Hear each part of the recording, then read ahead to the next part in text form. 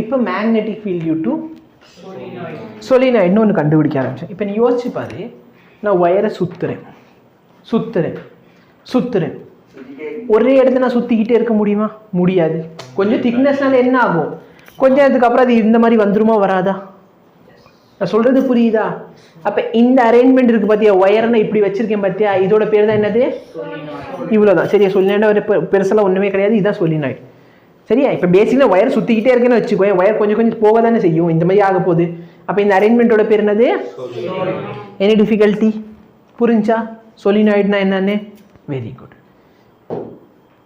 solenoid, an insulated wire tightly wound closely in the form of a helix. இது helix. But இந்த wire எப்படி இருக்கணும்? இன்சுலேட்டட்னா உள்ளார இன்சுலேட்டர்னு அர்த்தம் கிடையாது. அதாவது இப்போ யோசிச்சு பாரு, கரண்ட் வந்து ஈஸியஸ்ட் பார்த்து தானே தேடி போகும். இப்போ யோசிச்சு பாரு, என்னோட ஆசை என்ன, நான் நிறைய நம்பர் ஆஃப் டர்ன்ஸ் கொடுத்தேன்னா நிறைய மேக்னெட்டிக் ஃபீல்ட் கிரியேட் ஆகும், ஆகுமா ஆகாதா? பட் நான் சப்போஸ் இங்கே இன்சுலேட்டர் ஒயர் இல்லை கண்டக்டிங் ஒயர் யூஸ் பண்ணிட்டேன்னு வச்சுக்கோயேன், அப்போ கரண்ட் ஸ்ட்ரைட்டாக இப்படி போகுமா இல்லை இப்படி சுற்றி வருமா? சுற்றி வந்தால் தானே எனக்கு நிறைய மேக்னெட்டிக் ஃபீல்ட் கிடைக்க போகுது, ஆமாவா இல்லையா? புரியுதா? ஏன்னா என் மேக்னெட்டிக் ஃபீல்ட் எதுக்கு ப்ரொபோஷனலாக இருக்கும்? லென்த்துக்கு ப்ரொபோஷனல், நம்பர் ஆஃப் டர்ன்ஸுக்கு ப்ரொபோஷனல். இப்போ யோசிச்சு பாரு, சப்போஸ் கரண்ட் இப்படி சுற்றி வருதுன்னா நிறைய லென்த்தை ட்ராவல் பண்ணிட்டு வருமா? அப்போ நிறைய மேக்னெட்டிக் ஃபீல்ட் கிரியேட் ஆகும். நான் பேசாமல் நேராக ட்ருன்னு விட்டேன்னா என்ன ஆகும்?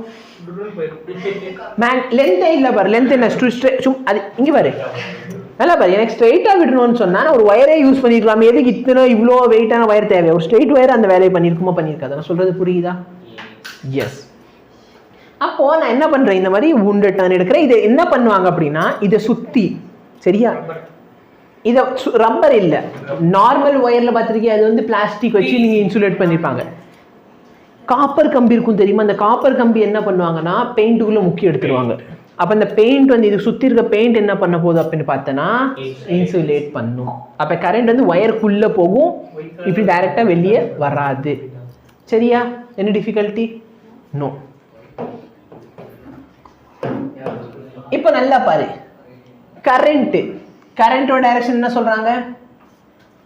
இந்த டைரக்ஷனில் கரண்ட் இருக்குது, கரெக்டாக இல்லையா? கரண்ட் எப்படி இருக்கு?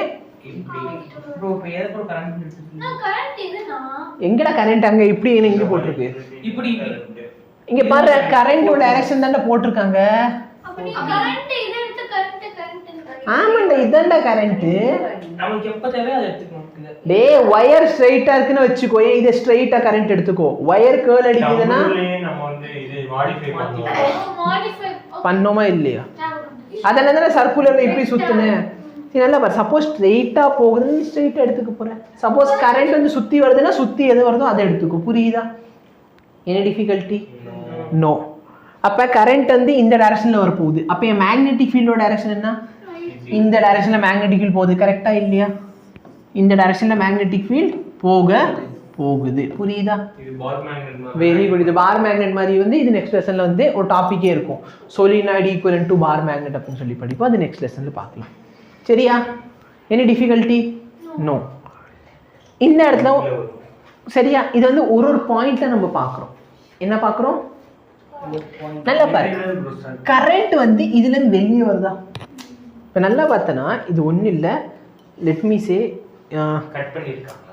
கட் பண்ணலடா, இது நோட் எடு.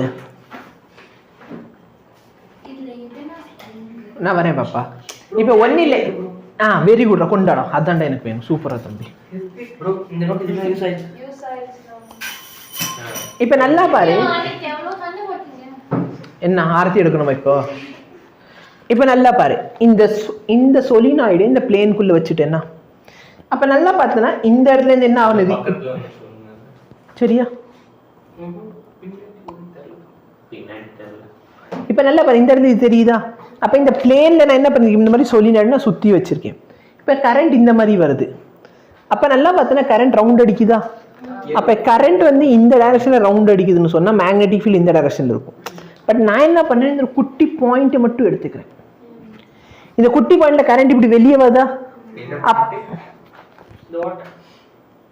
கரண்ட் இப்படி வெளியே வருதா? அப்ப கரண்ட் வந்து நேரா வெளியே வருதுன்னா மேக்னெட்டிக் ஃபீல்ட் இப்படி இருக்குமா? அதனால தான் இங்க கரண்ட், இது வயர், ஓகே, கரண்ட் இப்படி வருது, மேக்னெட்டிக் ஃபீல்ட் இப்படி இருக்கு. அப்ப மேக்னெட்டிக் ஃபீல்ட் இந்த டைரக்ஷன்ல இருக்குமா இருக்காதா? அந்த வயரை சுத்தி. புரியுதா? ஓ அதனால அது அப்படியே போகுது. உனக்கு என்ன இது வரைகிறது ரொம்ப சிம்பிள். இங்கிட்டு வெளியே வருது பார்த்தியா? அப்போ இந்த இடத்துல மேக்னெட்டிக் ஃபீல்ட் இப்படி இருக்குமா? இந்த இடத்துல இப்படி இருக்க போகுது. அந்த ஒரு பாயிண்ட்டை நான் பார்க்குறேன். சரி, அந்த ஒயரை மொத்த செக்மெண்ட் கூட பார்க்காம என்ன பண்ணுறேன், இந்த பாயிண்ட்டை மட்டும் நான் பார்க்குறேன். புரியுதா? இப்போ நடுவில் இருக்கிற பாயிண்ட்டுக்கு பார்த்தோன்னா இதே மாதிரி இப்படி சுற்றி வருமா? இப்போ ஆக்சுவலாக இந்த நடுவில் ஒரு பாயிண்ட் எடுத்துக்கோ. ஏன் நடுவில் இருக்கிற பாயிண்ட்ல கரண்ட் இப்படி இருக்குன்னா அந்த கரண்ட்டை சுற்றி மேக்னெட்டிக் ஃபீல்ட் ஆட் ஆகும். புரியுதா? Any difficulty? நோ. தேங்க்யூ தம்பி. புரியுதா இது? அப்போ இது வந்து சிம்பிளாக நான் என்ன பண்ணிக்கலாம்னா, கரண்ட் எப்படி வந்து இதுலேருந்து இப்படி வெளியே வருதா? அப்போ வெளியே வர கரண்ட்டுக்கு நான் டாட் போட்டுக்கலாமா? உள்ளே போகிற கரண்ட்டுக்கு கிராஸ். அப்போ பேசிக்கலி இது வந்து அண்டர்ஸ்டாண்டபிள். ஒயர் இங்கேருந்து இப்படி வந்து இதுக்குள்ளே போகுது. அடுத்து என்ன ஆகுது, இந்த ஒயர் இங்கேருந்து இங்கிட்டு வந்துருமா? அடுத்து இங்கேருந்து இப்படி. கரெக்டா? புரியுதா?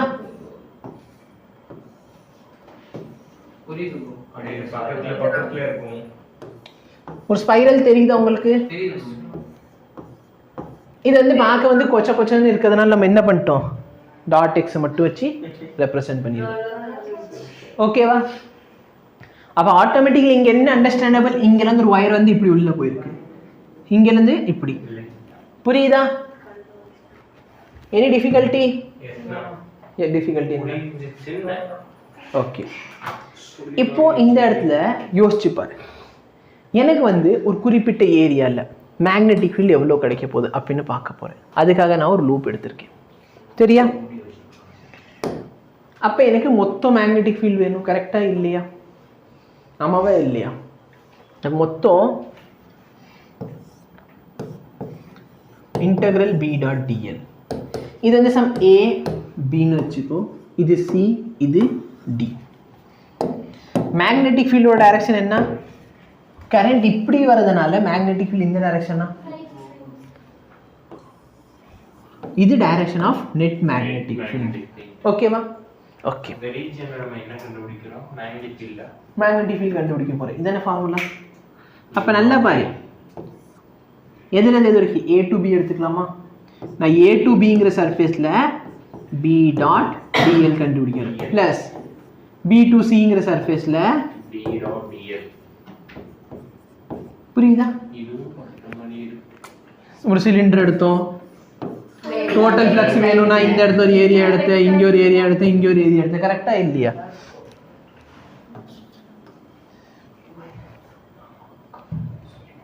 பிளஸ் சிடியில் இன்டெக்ரல் சிடியில், அடுத்து ஃபைனலாக டிஏல பி டாட் டிஏ. இப்போ கொஞ்சம் யோசி. இப்போ ஆம்பியர்ல இல்லனா என்ன பண்ணிருப்பாங்க? உட்காந்து இந்த நார்மல் மெத்தட்ல வச்சு ஒரு பாயிண்ட்டுக்கு உட்காந்து கண்டுபிடி. ஒரு ஸ்ட்ரெயிட் ஒயருக்கு அந்த ப்ளஸ். சரியா? இப்போ நல்லா பாரு, பிங்கிற பிஎல் இந்த ஏபி இந்த டைரக்ஷன்ல இருக்கா? மேக்னெட்டிக் ஃபீல்ட் அதே டைரக்ஷன்ல இருக்கு. Very good. பிசியில் இந்த டைரக்ஷன் பெர்பெண்டிகுலர்னா இது என்ன ஆயிரும்? இங்கே பாரு, இது இப்படி இது இப்படி. அவ மைனஸ் போட்டுக்கலாமா? ஓகே. டிஏல ஏன் ஜீரோ ஆச்சுன்னு புரியுதா? இதுல என்ன ஜீரோல இந்த ஆரோ போட சொல்ல, ஆரோ ஈக்குவல் டு ஜீரோன்னு போடணும். சரியா? எல்லாம் சும்மா போர் அடிக்குது.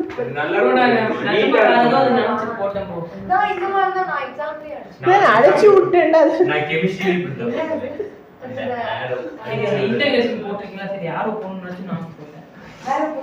இது பத்தனை வச்சுக்கோ. இந்தியாவில் வந்து இதெல்லாம் இந்தியாவில் வந்து இந்த மாதிரி விஷயங்கள் நடக்குது. யாராச்சும் ஒருத்தன் வந்து அவன் இஷ்டத்துக்கு ஏதாச்சும் பண்ணிட்டான்னு வச்சுக்கோ, பின்னாடி வர எப்படி எல்லாரும் ஃபாலோ பண்ணுவாங்க.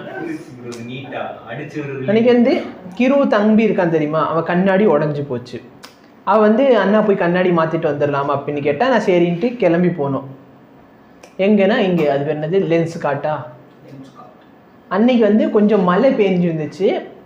மழை பெஞ்சது என் செருப்பில் பார்த்துன்னு வச்சுக்கோ.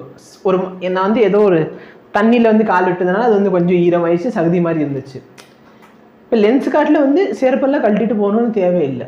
பட் எனக்கு என்ன ஆயிடுச்சு, சகதி இருக்குன்னு எனக்கு தெரியும். என்னால் வந்து அவங்க இதை நாரடிக்க வேணாம் அப்படின்னு செருப்பை வந்து வெளியே கழட்டிட்டு நான் உள்ளே போயிட்டு அவன் என்னோட டீட்டெயில்ஸ்லாம் கேட்டேன். டீட்டெயில்ஸ் கேட்டுட்டு ஆதார் கார்டு கொண்டு வாங்க, இதை கொண்டு வாங்க, அப்போ தான் நான் வந்து ஏதோ சொல்லிக்கிட்டு இருந்தாங்க, ஆதார் கார்டு கொண்டு வாங்க, அப்போ தான் நான் வந்து கண்ணாடி வந்து மாற்றி தர முடியும், அதுக்கும் வந்து 50% நீங்கள் தரணும் அப்படின்னு பேசிக்கிட்டு நான் வெளியில் வந்து பார்க்குறேன். அங்கே வந்து ஒரு 20 பேர் செருப்பு கழட்டி வச்சுருக்காங்க. ஏன்னா ஏன் செருப்பு ஈரமாச்சுன்னா கழட்டிட்டு உள்ளே போனேன், நீங்கள் எல்லாம் அப்படியே ஃபாலோ பண்ணுறீங்களேடா. மழை பெஞ்சது இங்கே திண்டுக்கல்ல இல்லை.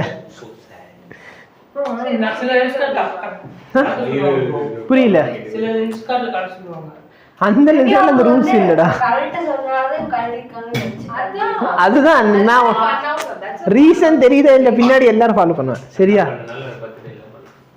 இப்ப ஏதோ இந்த ஒரு படம் வந்துச்சு தெரியுமா, பிரபுவோட பையனோட படம்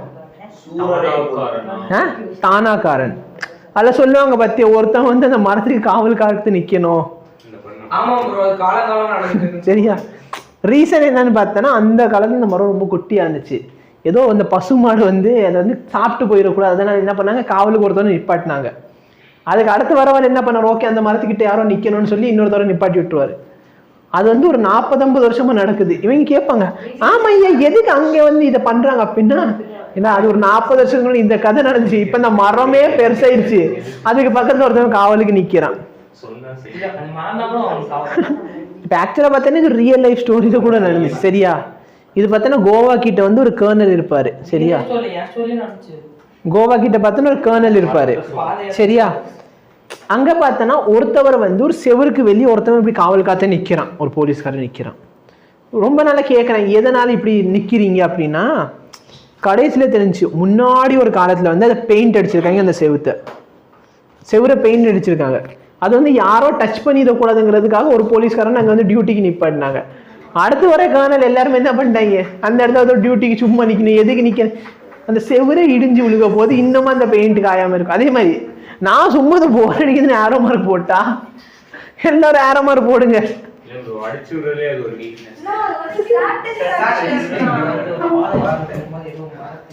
பிசிக்ஸ் நடத்த வந்தேன்னா ஒரு சாட்டிஸ்ஃபேக்ஷன் கொடுக்க நான் வரல. சரி, இப்போ நல்லா பாரு, இதோட மேக்னெட்டிக் ஃபீல்ட் பிளஸ் இதோட மேக்னெட்டிக் கண்டுபிடிச்சா போதுமா? அப்ப B dot dl minus B, sorry ஆக்சுவலா டாட் போயிடுச்சு. ஏன் டாட் போயிடுச்சு? ஏன்னா இந்த இடத்துல காஸ் வந்து ஓகே. இப்போ நல்லா பாரு, இந்த B டாட் dlக்கு பதிலா நான் நியூ நாட் ஐன்னு போடலாமா போடக்கூடாதா? நான் சொல்றது புரியுதா? இது வந்து AB, இது வந்து CD. அப்ப எனக்கு நெட் வேணும், B net dl. இல்ல இது 0 ஆகாது. ஏன் அப்படின்னா இங்க பார்த்தனா இதுக்கு பதிலா நான் என்ன போடுவேன், இல்ல நியூ நாட் இன்டு ஐன்னு போடுவேனா? ஏன்னா இதுக்குள்ளார கரண்ட் போக போதா இல்லையா? அப்ப மேக்னெட்டிக் ஃபீல்ட் கிரியேட் ஆகுமா ஆகாதா? கண்டிப்பா ஆகும். இந்த இடத்துல கரண்டே போகாது, அப்ப அங்க மேக்னெட்டிக் ஃபீல்ட் இருக்குமா? அப்ப இந்த இடத்துல மேக்னெட்டிக் ஃபீல்ட், அப்ப B net dl. அதே மாதிரி இதுல எத்தனை டர்ன்ஸ் இருக்கு? n நம்பர் ஆஃப் டர்ன் இருக்கு. அப்ப n, அப்ப B ஓட வேல்யூ என்ன கிடைக்க போகுது எனக்கு? B due to solenoid n nu naught I by l. இல்லனா இது வந்து simply formula nu naught n I. இந்த இடத்துல n எதை ரெப்ரசன்ட் பண்ணுது? Number of turns per unit length. சரியா? Number of turns per unit length. any difficulty? புரியுதா? Simply சோலினாய்டோட காம்ப்ளெக்ஸ் ப்ராப்ளம் சால்வ் பண்ணிட்டோம். இல்லைன்னு யோசிச்சு பாரு, நான் இதை எதை வச்சு சால்வ் பண்ணிக்கிட்டு இருக்கேன்? பயோட் சேவரட் லாவ் கூட்டு வந்து இந்த லென்த்து இந்த லென்த்து இந்த லென்த்து இந்த லென்த்து. இப்போ நீ யோசிச்சு பாரு, இதில் அவமானப்படுத்துறதுக்கு ஒன்றும் இல்லை. சரியா? இல்லடா, இப்போ நீ இல்லை இதில் அவமானப்படுறதுக்கு என்ன இருக்கு சொல்லு? ஒரு காலத்தில் பார்த்தனா இந்தியா டீமுக்கு ஓஹோன்னு கேப்டன் ஆனது, அவ்வளோ கேப்டன் அக்ரெஷன் சொல்லிட்டு ரொம்ப அவசியம். சரியா? யோசிச்சுவார், கேப்டன் அக்ரெசிவ், வேர்ல்ட்ல பெஸ்ட் பிளேயர் அப்படின்னு சொல்லிட்டு ஓஹோன்னு வாழ்த்தினவங்கள இப்போ பும்ரா கேப்டனால தலைவர் இன்னும் ஃபீல்ட்ல இருந்து கமான் கைஸ் விக்கெட் எடுங்க கைஸ் அதான் டீம் ஸ்பிரிட். இப்பயாவது ஒரு மேட்ச் ஜெயிச்சிருங்க கைஸ். விராட் கோலி பாவுண்ட பாக்குறது சரி, அவரை வந்து வேணான்னு சொல்லிட்டு சரியா, விராட் கோலி வேண்டாம் நாங்க ரோஹித் சர்மாவை இறக்கி விடுறோம் நாங்க கேப்டன்சிக்கு. விராட் கோலி அப்ப அட்லீஸ்ட் ரோஹித் சர்மா இல்லாதப்ப திரும்பி விராட்டை கேப்டன் ஆக்கி இருக்கணுமா இல்லையா? பும்ரா வரான், ஹார்திக் பாண்டியா வரான், ரிஷப் பண்ட் வரான், அடுத்து யாரா மிச்சம் இருக்கா? ஸ்ரேயஸ் ஐயர் என்ன கூப்பிடு இல்ல 2019 இல்ல 2016ல ஃபேமஸ், 16-17ல ஃபேமஸ்,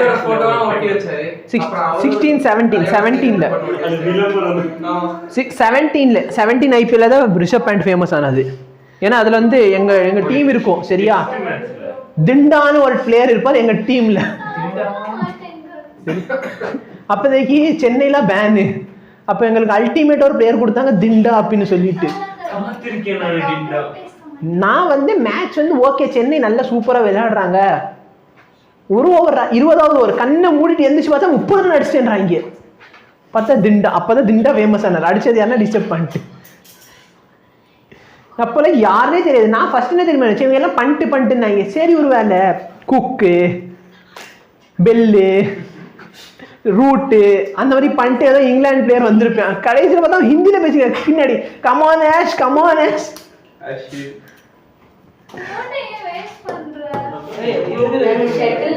புரியுதா? ஹலோ புரிஞ்சா?